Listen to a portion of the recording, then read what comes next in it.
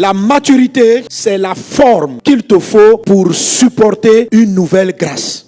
Plusieurs n'entrent pas dans le mariage parce que Dieu ne les estime pas suffisamment mûrs. Plusieurs n'ont pas certaines forces financières, matérielles, parce que Dieu ne les estime pas suffisamment mûrs. La maturité est différente de l'humilité. On peut inclure l'humilité dans la maturité, mais ce n'est pas forcément la même chose. Maturité rime avec la maîtrise, le contrôle. On ne donne pas un permis à un enfant de 9 ans parce qu'on estime que sa capacité de réaction, de contrôler, de maîtriser un volant, sa capacité de réaction face à des événements est risquée. Il peut mal agir. La maturité, ça veut dire qu'on est prêt à prendre certains coups, à contrôler certaines choses. Tant que dans beaucoup de domaines, tu vas rester immature, il y a des choses qui ne seront pas exaucées. Il faut que tu pries, que tu demandes au Seigneur, Seigneur, est-ce que le marché là ne m'est pas donné parce que tu estimes que je suis immature? Il y a des gens qui sont là, pasteur, je dis prie pour moi. Demain, on est sur le point de me donner un marché. Mais tu es immature. Ou si tu n'es pas immature, ta société n'a pas la maturité qu'il faut pour avoir le marché de 300 milliards. Les gens qui sont autour de toi ne sont pas prêts à pouvoir gérer un tel niveau de sollicitation. Chaque fois, je dis au pasteur à l'église, je dis, il y a des gens que Dieu ne nous envoie pas. Il y a une dimension qu'on n'arrive pas à atteindre. Parce que le peu de choses que Dieu nous a donné, on n'a pas encore la maîtrise. Car si tu reçois une grâce, une gloire, plus d'âmes que tu ne peux gérer, tu vas les perdre. Jésus a dit ceci, on ne donne pas les perles aux pourceaux. Il y a des choses qui sont des perles. Le mariage est une perle. Certains moyens financiers sont des perles. Et si tout simplement tu ne sais pas les apprécier, tu ne sais pas les considérer, tu ne sais pas les travailler, Dieu peut attendre de te donner ce qu'il t'a promis. Alléluia. Une personne est immature lorsqu'elle n'arrive pas elle-même à se contrôler. Quand l'enfant est tout petit, tout ce qu'il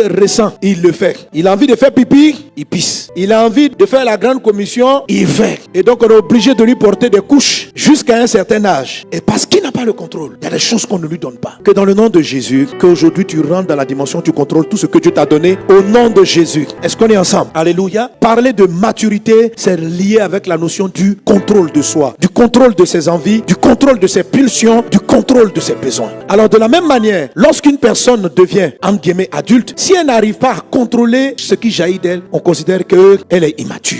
Quand on parle de maturité, il y a le physique. Notre corps atteint sa maturité en fin d'adolescence, vers 18, vers 20 ans. On a généralement atteint la taille, la forme. Et c'est pour ça qu'on dit maintenant, on peut se marier, on peut travailler, on peut faire ça, c'est le corps. Mais ton esprit et puis ton âme, ce n'est pas à 20 ans qu'ils sont mûrs. Ton esprit et ton âme, ce n'est pas lié à une affaire de temps, c'est lié à une affaire de choix et de décision. La maturité spirituelle est quelque chose qu'à un moment donné, on décide. Alléluia. L'apôtre Paul dit, 1 Corinthiens 13, 11, quand j'étais enfant, je parlais comme un enfant, je raisonnais comme un enfant, je pensais comme un enfant. Il dit, mais lorsque je suis devenu un homme, j'ai fait disparaître ce qui était de l'enfant. Le corps physique devient mûr de manière naturelle. Mais ce n'est pas pareil pour l'âme. Ce n'est pas pareil pour ton esprit. Ce n'est pas parce que ton corps a 70 ans que tu as un esprit ou une âme de 70 ans. Tu peux avoir une âme de bébé. Est-ce qu'on est ensemble? Alors, comment est-ce qu'une personne est bébé spirituellement? C'est une personne qui n'arrive pas à contrôler ses émotions. Tu es comme un enfant. Pipi arrive, tu pisses. La colère arrive, tu n'en contrôles pas. Elle te contrôle. Les sentiments de colère décident les gens avec qui tu parles, les gens que tu vas bouder, les gens que tu vas classer, les gens que tu vas déclasser. C'est-à-dire que tu arrives un matin, la personne t'a mal parlé hier nuit, le lendemain, elle te salue. Faut pas me saluer. Moi, je ne suis pas hypocrite. Et puis tu lui parles mal, tu lui dis 4 mots. Quelquefois même tu insultes les gens, après tu te rends compte, tu dis, j'aurais pas dû dire ce dernier mot là. C'est-à-dire que tu ne contrôles pas. C'est-à-dire que la colère, les mots qui arrivent sur tes lèvres jaillissent comme ça. Tu es immature. C'est de l'immaturité, tu ne contrôles pas. Et puis quand on demande à ces personnes-là, il dit, pasteur, je ne suis pas hypocrite. Ma soeur, tu n'es pas obligé, ce n'est pas utile. Parce que tout ce que ça va faire, c'est de vous créer des palabres. Est-ce que tu as besoin d'un palabre? Il faut contrôler ça. Quelqu'un qui est en train de dire, si je ressens de te dire, va-t'en, je ne sais pas fermer ma bouche, je vais te le dire en face. Tu ressembles à quelqu'un qui a du gaz dans le ventre et qui est au milieu des personnes parce qu'elle ressent que le gaz doit sortir. Elle fait sortir, on lui demande pourquoi. Il dit parce qu'elle n'est pas hypocrite. C'est pas une affaire d'hypocrisie. C'est une affaire que ce que tu vas dire va créer plus de dégâts. Et parce que ça va créer des dégâts, tu es capable de la contrôler, de l'orienter et de savoir comment la mener au bon moment. On n'a pas dit de ne pas dire aux gens leur côté négatif, mais des fois, dire à quelqu'un même qu'il a tort, la façon dont tu le lui dis détruit plus la personne que lui fait du bien. Il y a des parents qui n'arrivent pas à se contrôler, qui frappent leur enfant plus qu'il ne faut. On dit de corriger l'enfant, mais la violence avec laquelle tu le fais, tu ramènes toutes tes émotions de frustration de ton enfance, mais tu es en train de le détruire. Quelqu'un qui n'a pas la maîtrise de ses émotions est dangereux. Ça détruit des familles, ça détruit des foyers, ça détruit des vies. Un homme qui court derrière toutes les filles du quartier, il n'a pas de contrôle. Est-ce que tu as envie de marier quelqu'un comme ça? Pourquoi Dieu ne te donne pas des milliards? Parce qu'il estime que tu ne pourras pas les contrôler. Tu ne pourras pas les orienter là où ils doivent aller. Quand l'argent va arriver, je me fais plaisir. Tu sais, moi dans la vie, je me suis jamais fait plaisir. Oh, tu as déjà 10 voitures. Moi, ma passion, c'est les voitures. J'achète la dernière voiture. J'achète le dernier bijou.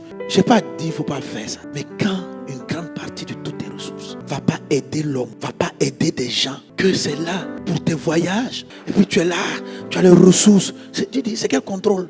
Il vit ses émotions, il est dans son âme, il est dans se faire plaisir, ce qui vient, il a envie de faire. Tu es immature. Il y a des temps pour se faire plaisir, il y a un temps pour investir. Tout ça c'est organisé. La maîtrise te permet de contrôler tout ça. Tu dois prier Dieu et tu dois parvenir au contrôle. Ne regarde pas les païens qui ont l'air de prospérer, même étant immature. Tu n'es pas eux.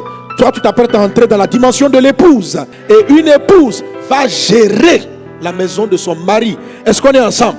Nous ici, il s'agira de l'œuvre de Christ qu'on doit gérer en tant qu'épouse de Christ. Les intérêts de Jésus, Dieu doit pouvoir nous les donner. Alors quand Dieu trouve un chrétien qui est capable de s'occuper de ses affaires, qui a le contrôle et qui a la maîtrise, il lui donne de l'argent et des ressources sans limite. Donc c'est pour cela que Dieu nous teste au fur et à mesure. Vous savez, Oversight, c'est pour acquérir plus de matériel. Je disais souvent à l'équipe de ministère, je dis, vous savez pourquoi depuis longtemps Dieu ne nous donne pas ça? Parce qu'on ne va pas bien gérer le matériel. Ce n'est pas parce que ça coûte cher. Oversight, c'est près de 4 milliards. Dieu n'a pas peur de 4 milliards. J'ai compris que Dieu n'a aucun problème d'argent avec moi, mais il a un problème. Comment je vais gérer? Est-ce que je suis prêt à gérer? Est-ce que je suis prêt à contrôler? Beaucoup de personnes, vos entreprises sont bloquées. Vous pensez que c'est parce que les sorciers vous attaquent, parce que toi-même tu n'es pas prêt. Mais tu ne te rends pas compte que tu n'es pas prêt, parce que les personnes immatures pensent qu'elles sont matures. Regarde ton enfant lorsqu'il vient te demander des choses que toi-même tu sais qu'il ne pourra pas contrôler. Mais l'enfant peut pleurer sur le sujet. Dieu a tellement de choses pour toi.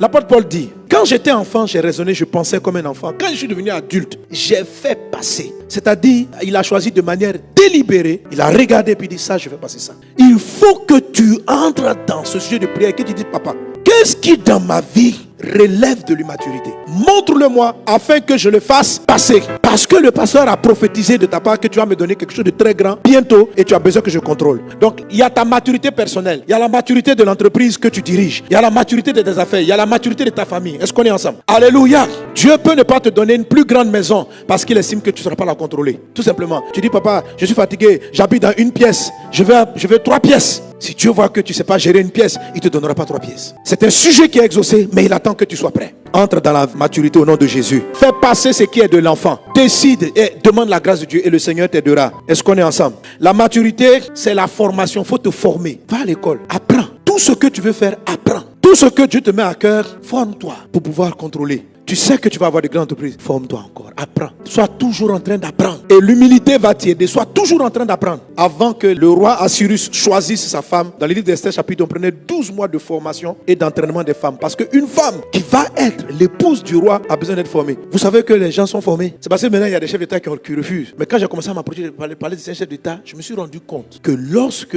on les a élus directement, il y a ce qu'on appelle un service de protocole d'État qui vient faire de la formation. On vient expliquer à madame la présidente comment est-ce qu'on s'assoit, comment est-ce qu'on parle. Alléluia. Quand tu pries et que tu as une vision, tu sais que Dieu va t'élever. Et que tu sais que demain, tu vas t'asseoir, tu vas discuter de certains contrats avec des personnes. S'il te plaît, commence déjà à te former. Paye le prix de la formation, ça fait partie de la maturité. L'apôtre Paul dit, j'ai fait passer parce que ça ne passe pas naturellement. Il dit, je parlais comme un enfant. Il y a un langage de l'enfant, c'est-à-dire un langage incontrôlé, incontrôlable, une manière de parler. Tu vas travailler ton langage afin qu'il soit adapté à ta cible, à l'endroit où tu vas partir, à la dimension dans laquelle tu vas entrer. Tu vas essayer de voir, prie Dieu pour demander, est-ce que j'ai la maturité du langage? Est-ce qu'on est ensemble? Un pasteur qui va gérer 2000 personnes, il y a une maturité de langage, il y a une manière de parler aux fidèles, il y a une manière de s'adresser à eux. Tu dois être mûr en parole. Une femme qui doit entrer dans le mariage, il y a une manière de parler à son mari. Un mari qui va entrer dans le mariage, il y a une manière de parler à sa femme. Il faut en être conscient pour que ce que Dieu va te donner ne soit pas pour toi une source de problème. Est-ce qu'on est ensemble? Alléluia. Je te vois entrer dans une dimension de maturité au nom de Jésus.